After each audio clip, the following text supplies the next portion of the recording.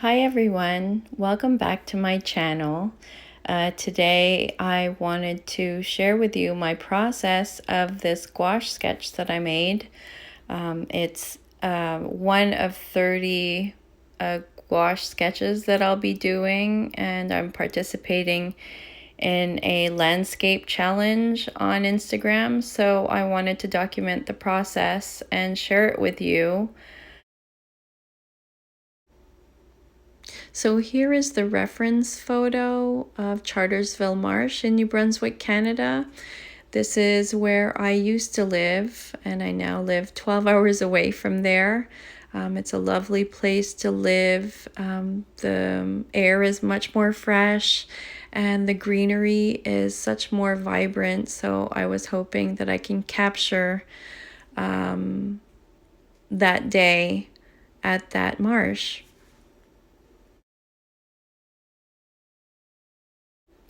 I also wanted to mention that I'm fairly new to gouache. I usually paint in watercolor and oil and acrylic, so this is a fairly new medium for me. I know that there's a lot more experienced teachers out there on YouTube, and I wanted to give a shout out on ones that I do recommend that I've stumbled upon, that I've learned from, and that's Heather Ian Martin, and also Lena Revo and James Gurney. They have excellent videos that I would strongly recommend if you wanted to learn about gouache and really learn from experienced artists. Those three, and I'm sure that there are many others. I just haven't really come across them.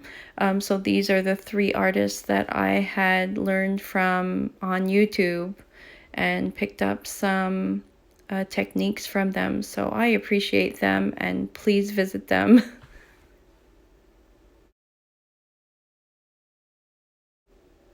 I just wanted to share my experience with gouache, even though it was so limited. And I also wanted to practice trying to get out of my shell, because I'm usually an introvert that usually paints, and I just let my work speak for itself, and I kind of shy away from the attention of being on screen.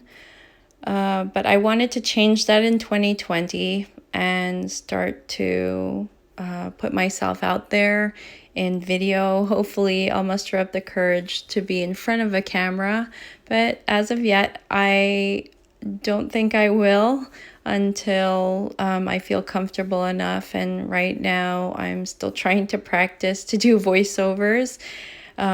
So far, I'm not doing so well because I haven't talked about what I've been painting so far, but being that it's one of my first videos, I just wanted to talk about myself and why I'm putting videos out there, and also what's been going on, because one of the reasons why I wanted to post more videos and paint more work that I can share is to kind of distract everybody from what's been happening. I've been in my place for about 2 weeks now. I think I went out once during the 2 weeks, and that was very brief. So I'm sure that there's a lot of people out there that are searching for just videos to distract you or make you feel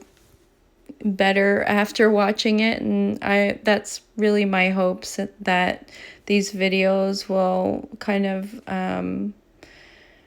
bring your attention to seeing something more inspiring than what's going on right now, and to just be hopeful and have fun and just see the world through some positive eyes, I think, is the only way that I can explain it.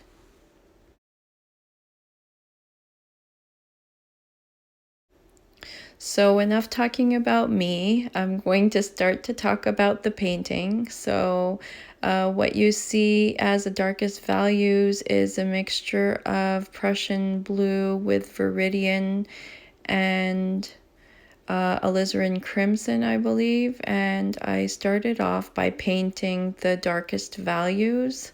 And then I am now working on the midtones, trying to block off each section. I find that that's the easiest way to go. On my last painting that I did, I think I did a first wash in watercolor, but this time I'm starting out with only gouache, and I did the full painting in gouache. This painting took me about an hour and a half. The size is 3 inches by 4 inches, so it's fairly small. And I used a 1/2 inch flat brush. So I will put up the reference photo for you to look at. What I do like in watching videos of artist processes or time lapses is that they include the reference photo, so you can see why I painted this area this color, or why I did something this way. So I think you'll get more of a grasp on why I painted something a certain color or value or a technique. So I will try to speed up the video, and I'll try to comment when I feel I need to comment.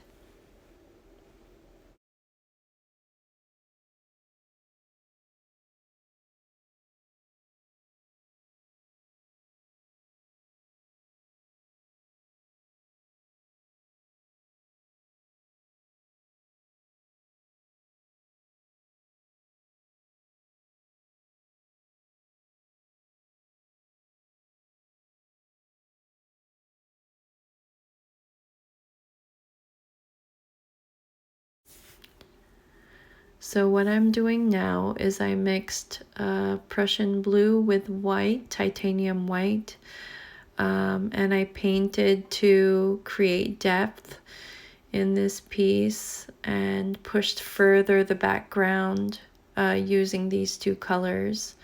I believe there were some trees in the background that were very hazy, so I wanted to create this depth using those colors. I also wanted to add that usually when I block a painting, I try to match the values of the predominant color that's in the reference photo, but because the photo looks much darker, I wanted to make the painting more vibrant, so I used my judgment in trying to match the values just one tone higher, if that makes sense. It just makes the painting more cheerful, and it feels more like a sunny day.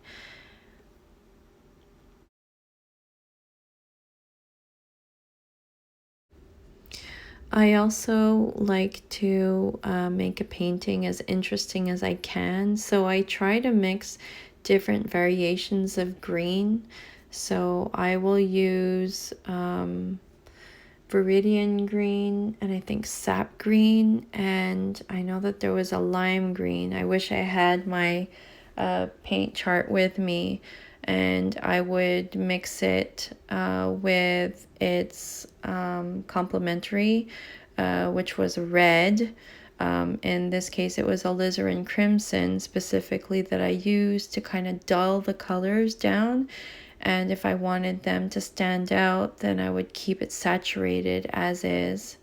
So that's a way to play with color and create color harmony, to either downplay a color or keep it as looking as sharp as possible. So here I start to add a little bit of accent color. So I mixed sap green with cadmium orange, and I painted the tops of the grass. It had really nice accents of orange, and I really wanted to show that.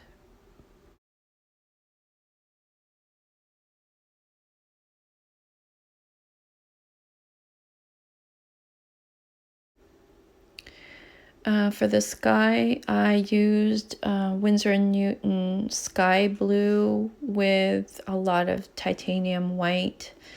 I'm slowly block carefully. Try to paint wet on wet so it doesn't look so chunky and it looks more blended. I also tried to do that for the water so it didn't look like it was having a fight with each other in the sky or the water.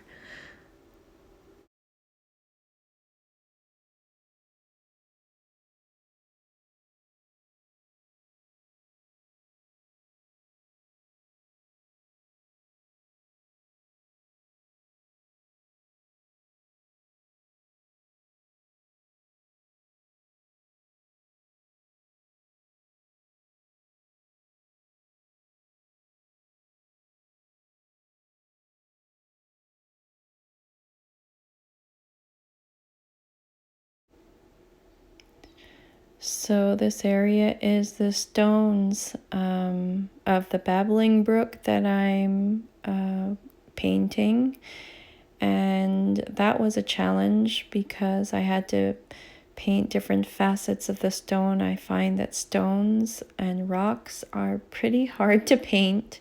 They're a really big challenge. So that was an interesting experience. I just wanted to say that they were stones because they don't look like stones at the beginning until you go over it with different layers.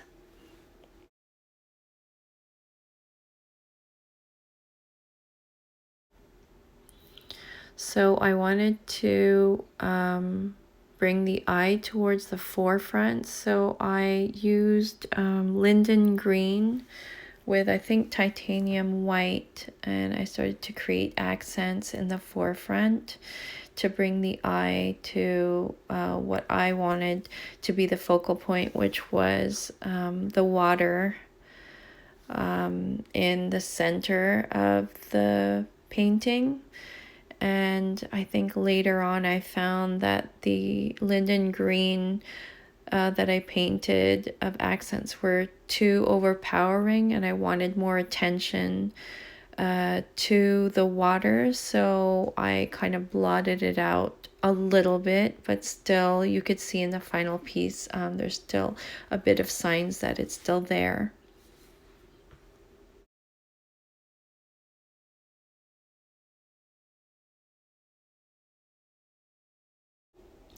I just wanted to mention that this is difficult.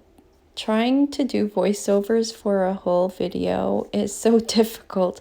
I don't know how these YouTubers do it, but it's such a challenge to do. I'm tired and I've run out of adjectives to explain this painting, so I don't know how I'm going to do the next painting.